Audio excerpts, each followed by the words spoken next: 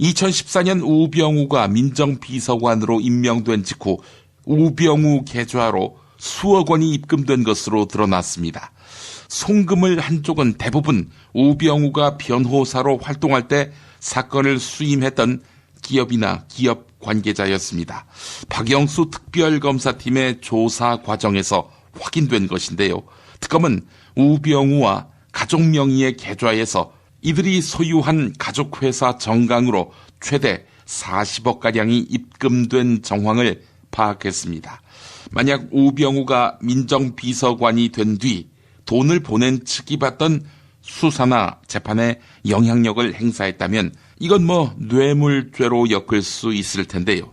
우병우는 민정비서관으로 내정된 직후 자신이 맡았던 기업 사건의 재판 문제로 검사를 만나서 변론한 사실이 알려져 논란이 된 바 있습니다.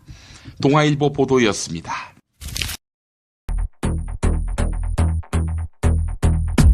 박영수 특별검사팀의 수사 결과 발표가 있었습니다. 검찰에서 8개 잡아낸 박근혜 혐의는 특검에서 5개가 추가됐습니다. 13개의 범죄 피의자 박근혜입니다. 정부를 비판하면 좌파로 낙인 찍는 헌법 가치가 무시된 신유신 시대의 민낯이 드러난 것입니다. 박근혜가 파면되면 검찰 곧바로 강제 수사가 가능해지는데요. 세월호 7시간과 관련한 박영수 특검의 발표 들어보실까요? 조사 결과 대통령이 2013년 3월부터 2013년 8월 사이에 피부과 자문의로부터 약 3회에 걸쳐 필러 보톡스 시술을 받은 사실, 또 2014년 5월부터 2016년 7월 사이에 김영재로부터 5차례 보톡스 및 더모톡신 등 시술을 받은 사실은 인정되나 세월호 침몰 당일이나 전날에 비선 진료나 시술을 받았는지 여부에 대해서는 확인할 수 없었습니다. 우병우가 청와대 민정비서관으로 입성한 직후 기업에서 수억 원이 입금됐습니다. 상대가 우병우가 아니라면 검찰 이거 그냥 넘어갔을까요? 탄핵 찬성 여론이 31%라는 극우 친박 세력의 가짜 뉴스, 극성을 부리고 있습니다. 탈당한다는 보도가 나왔습니다. 그러더니 계획 없다고 했습니다. 이런 식으로 날마다 뉴스에 이름이 오르내리던 어떤 더불어민주당 비례대표 국회 의원, 이번 주에 탈당하기로 했다는 소식이 조선일보 일면에 실렸습니다. 누군지 아시죠?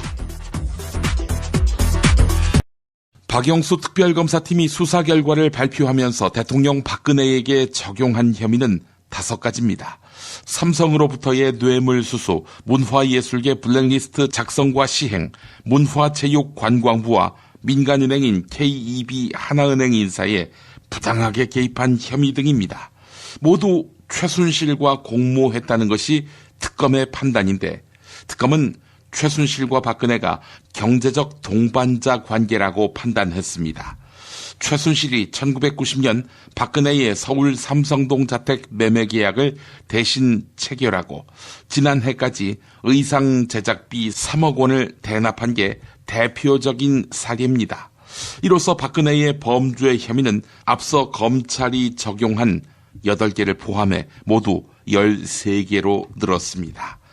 경향신문 보도였습니다. 박영수 특별검사팀의 최대 성과 가운데 하나는 블랙리스트 수사인데 박근혜 정부가 자신을 비판하는 사람들을 어떻게 좌파로 낙인 찍어 정부 예산을 사유화했는지 적나라하게 보여주었습니다.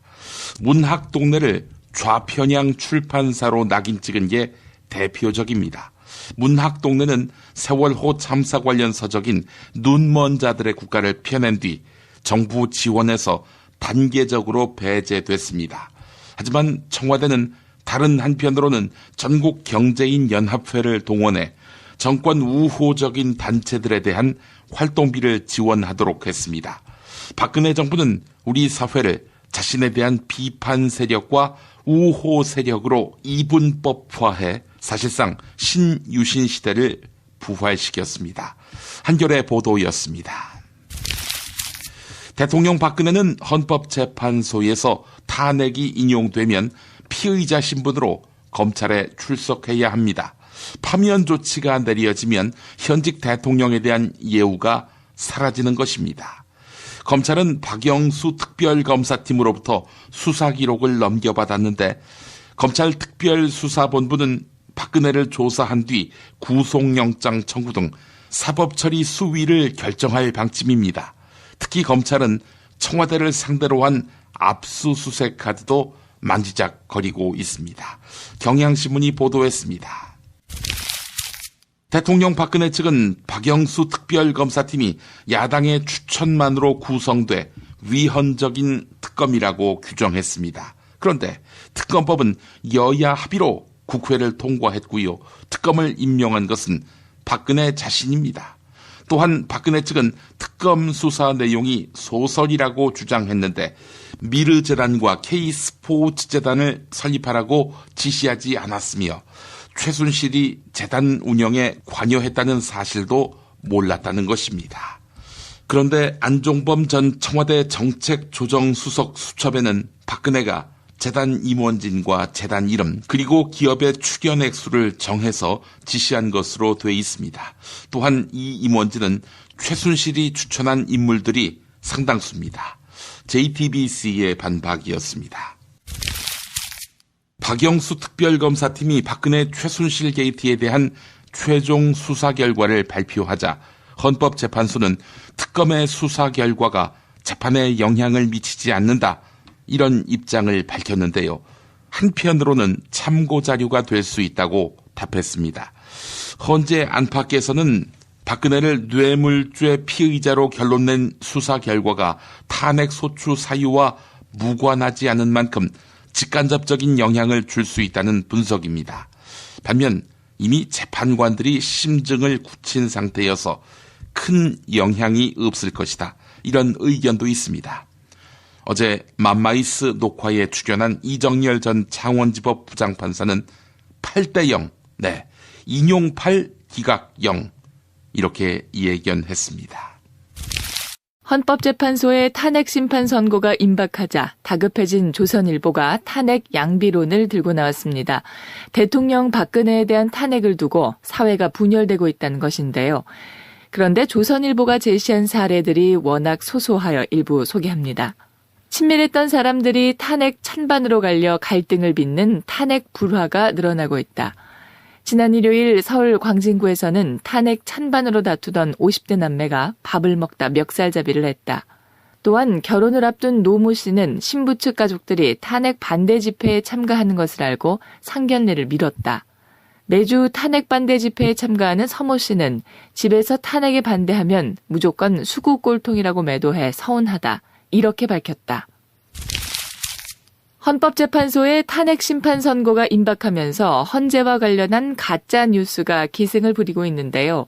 지난 주말 한 인터넷 커뮤니티에는 헌법재판관 4명이 탄핵 각하, 2명은 기각을 결정했다는 내용의 글이 올라왔습니다. 또한 박사모의 인터넷 카페에는 3.1절 이후 탄핵 찬성 31%, 반대 47% 이런 제목의 가짜 뉴스가 게시됐는데요. 그 근거로 NK 파이낸셜 리서치가 여론조사를 벌였다고 주장했지만 NK 파이낸셜 리서치라는 회사는 한국조사협회에 등록되지 않은 회사입니다.